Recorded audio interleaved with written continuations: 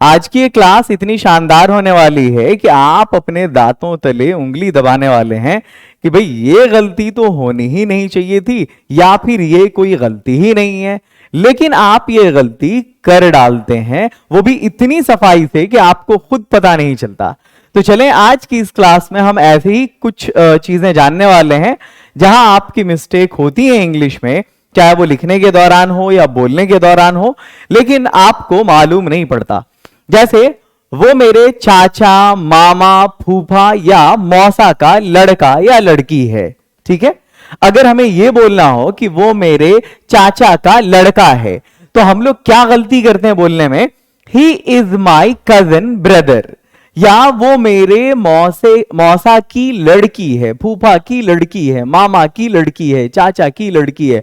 हम बोलते हैं she is my cousin sister. ये दोनों गलत है।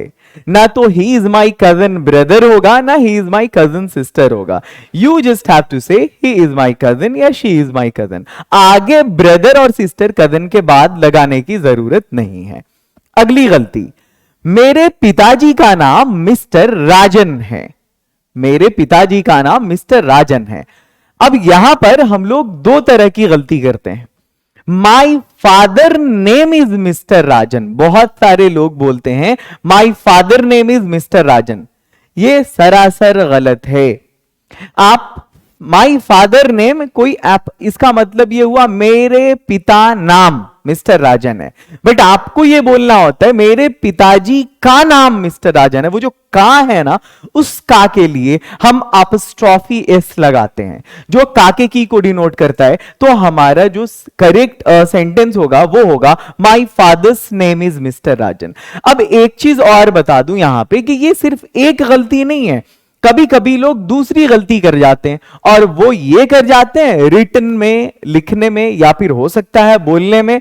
माई फादर्स जो है यहां पर FATHER, इसमें वो एस जोड़ देते हैं। वैसे ये गलती लिखने में होती है। तो ये जो फादर्स है ना, ये प्लूरल फॉर्म है फादर का। तो फादर एक ही होते, फादर्स बिल्कुल गलत है। तो यहां पर जो अपस्ट्रॉफी एस है, हम उसके साथ जाएंगे इस सेंटेंस के साथ। तो ना तो ये होगा ना तो ये वाला होगा, ये वाला सही सेंटेंस है। This one is right. आगे बढ़ते हैं। और मैं आपको बता दूं कि ये वाली जो मिस्टेक आपको दिख रही है ना अभी स्क्रीन पर आपके, ये मिस्टेक मुझे लगता है कि मैक्सिमम लोग करते हैं। मैक्सिमम लोग कैनॉट वाली मिस्टेक। अगर मैं आपको यह कहूं कि मैं नहीं जा सकता, तो इंग्लिश में मैं क्या बोलूंगा? I can not go. आप अगर किसी को लिखने को कहें मैं नहीं जा सकता, तो वो लिखेंगे आई कैन नॉट गो। मैं कहूंगा वो नहीं, पहले वो क्या लिखेंगे? वो लिखेंगे आई कैन गो। ये सेंटेंस कहीं से भी गलत नहीं है, ये पूरी तरह से सही सेंटेंस है। और आप अगर उनसे यह कहें कि नहीं इसको हटा के लिखो, कॉन्ट्रैक्टेड फॉर्म में मत लिखो, तोड़ के लिखो, अलग अलग लिखो, तो वो लिखेंगे आई कैन नॉट गो। ये लिखने वाली मिस्टेक बता रहा हूं मैं। ये जो आई कैन नॉट गो है ना, आप शॉक्ड रह जाएंगे, ये एब्सोल्युटली रॉन्ग है। कांट सही है, कांट चलेगा यहां पे, बट ये जो कैन नॉट लिखना है ना, कभी भी हम अलग अलग नहीं लिखते। दिस वन ये वाला नहीं होगा, बल्कि ये वाला सही है। जब भी हमको कैन नॉट लिखना होगा पूरा, मतलब उसको फैला करके एक्सपैंडेड फॉर्म में उसको, तो फिर हम यहां पर इस तरह से लिखेंगे, एक साथ जोड़ करके, ना कि इस तरह से हटा हटा करके। यह भी आज बहुत यूनिक चीज सीखा है आपने। आगे बढ़ते हैं। ये वाला आई या ये वाला आई। आई के बारे में एक इंटरेस्टिंग चीज ये है कि लोग लिखने में अक्सर कंफ्यूज रहते हैं। कंफ्यूज ये रहते हैं कि मैंने जो आई लिखा है उसको मैं स्मॉल लेटर में लिखूं चूंकि मैं बीच में लिख रहा हूं। नहीं, ऐसा करने की जरूरत नहीं है। आई को आप जहां पर भी लिखेंगे कैपिटली लिखना पड़ेगा। But I have no money, लेकिन मेरे पास पैसे नहीं है, ये वाला गलत है। But I have no money, आपको इसके साथ जाना पड़ेगा। आगे बढ़ते हैं, लेट्स गो अहेड। ये 10th या 10th लिखने में होने वाली मिस्टेक है। ये बहुत सारे बंदों को आप देखेंगे जब वो रोमन लिखते हैं, आई मतलब 1, V मतलब 5, X मतलब 10, C मतलब 100, D मतलब 500, M मतलब 1000, L मतलब 50, ये सब रोमन लेटर्स हैं, है ना। अब हो सकता है इसमें मैं कहीं पर गलत बोल दिया हूं, मैथमेटिक्स स्ट्रांग नहीं है मेरी उतनी, बट हम जब 10th लिखते हैं ना, तो ये जो 10th है रोमन लेटर के साथ टीएच लगाने की जरूरत नहीं होती, हम इसके साथ जाते हैं, ये इस न्यूमेरल के साथ जाते हैं हम, ये जो हिंदू अरेबिक है ना इसके साथ जाते हैं हम। आई रीड इन 10th ये वाला गलत है, एब्सोल्युटली रॉन्ग, हमको आई रीड इन 10th ऐसे लिखना है, आई रीड इन 12th हमको ऐसे लिखना है, ना कि हम रोमन में टीएच लगाते हैं, ऐसे ऐसे नहीं चलता।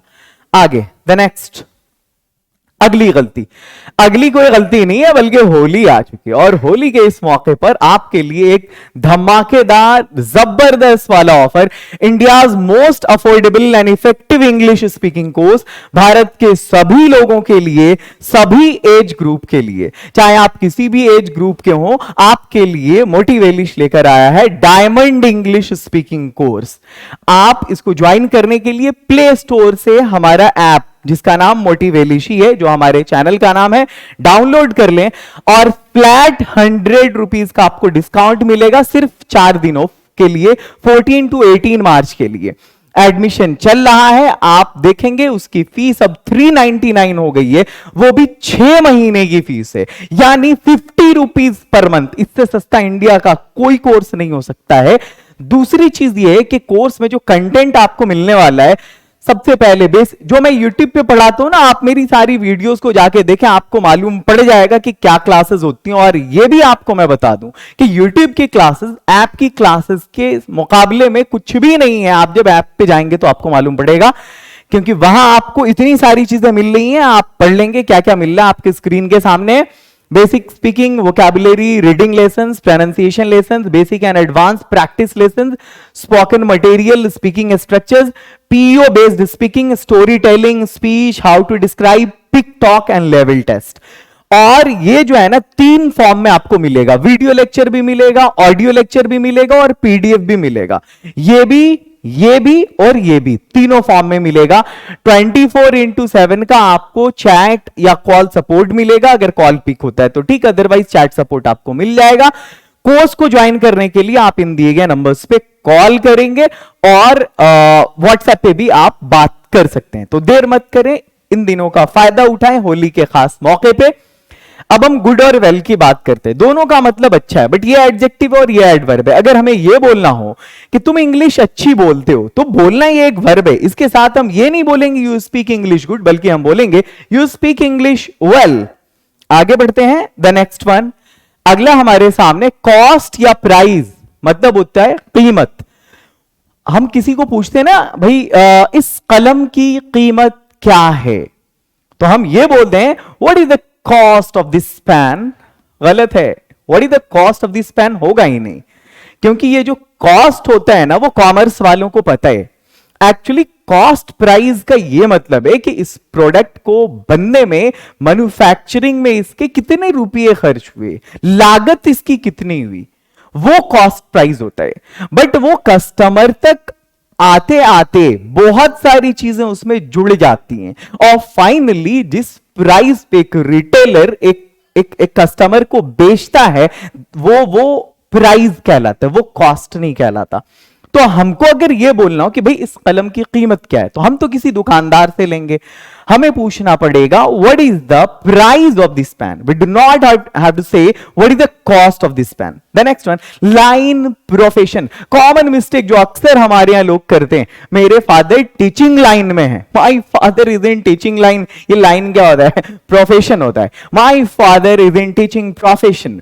पुलिस आ रही है, एकदम शॉक्ड रहने वाले हैं आप। देखिए जो पुलिस है ना, पुलिस आ रही है, कभी देखा है अगर डेली लाइफ में, ये पहले ये देखें आप, द पुलिस इज कमिंग गलत है। अब आप शॉक्ड हो जाएंगे, कैसे गलत है? बोलने में तो बड़ा अच्छा लग रहा है, आपको अच्छा लग रहा है, इससे कोई मतलब नहीं है। द पुलिस आर कमिंग होगा। अब आपको ये अच्छा नहीं लग रहा, हाँ ये मैं क्लैरिफाई कर सकता हूं। अच्छा एक बात बताएं, जब भी आपने एक आप पुलिस आ रही है तो इसका क्या मतलब है? कोई एक पुलिस वाला आ रहा था?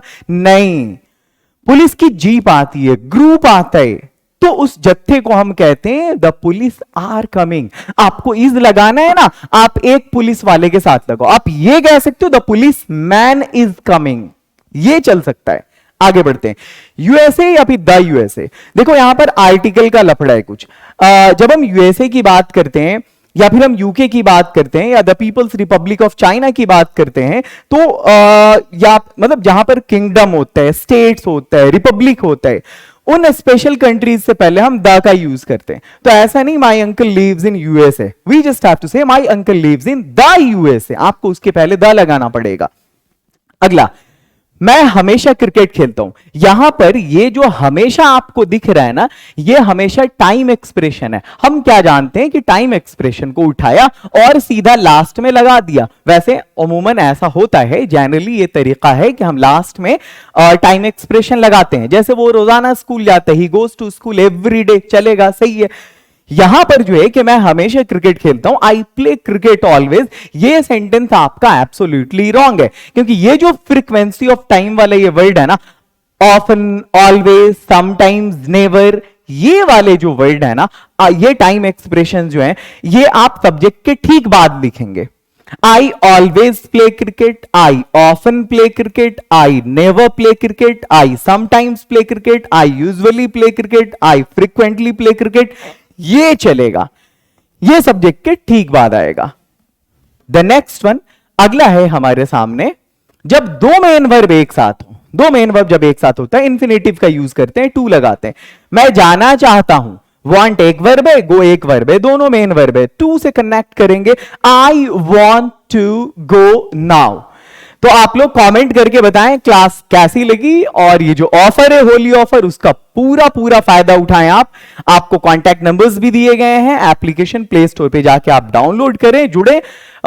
इंडिया के 10,000 से भी ज्यादा लोग इसका फायदा उठा रहे हैं। Love you all, have a great day. मिलते हैं फिर हम लोग एप्लीकेशन पे, और आप लोग अपना प्यार कमेंट सेक्शन में, प्ले स्टोर पे हमारे ऐप के रिव्यू में जरूर देंगे, अगर पसंद आ रही है क्लास तो।